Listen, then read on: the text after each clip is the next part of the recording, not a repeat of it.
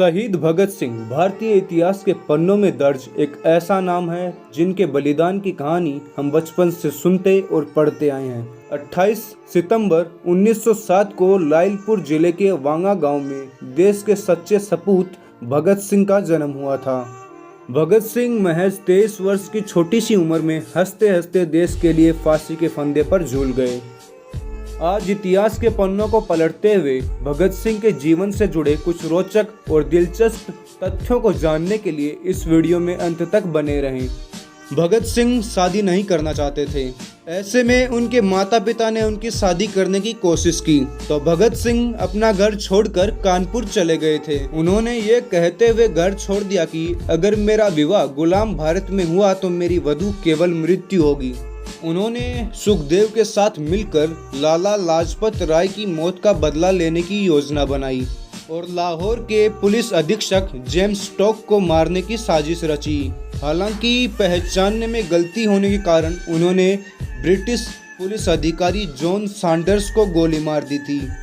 सिख होने के नाते भगत सिंह के लिए उनकी दाढ़ी और बाल बहुत महत्वपूर्ण थे, मगर उन्होंने बाल कटवा दिए ताकि अंग्रेज उन्हें पकड़ ना सकें।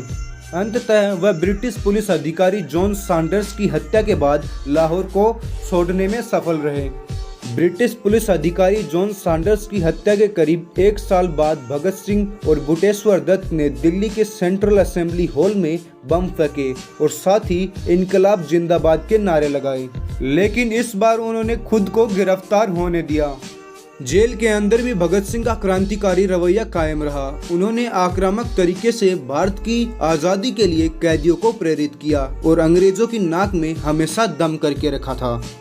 अपने मुकदमे की सुनवाई के समय उन्होंने कोई बचाव पेश नहीं किया, बल्कि इस अवसर का इस्तेमाल उन्होंने भारत की आज़ादी की योजना का प्रचार करने के लिए किया।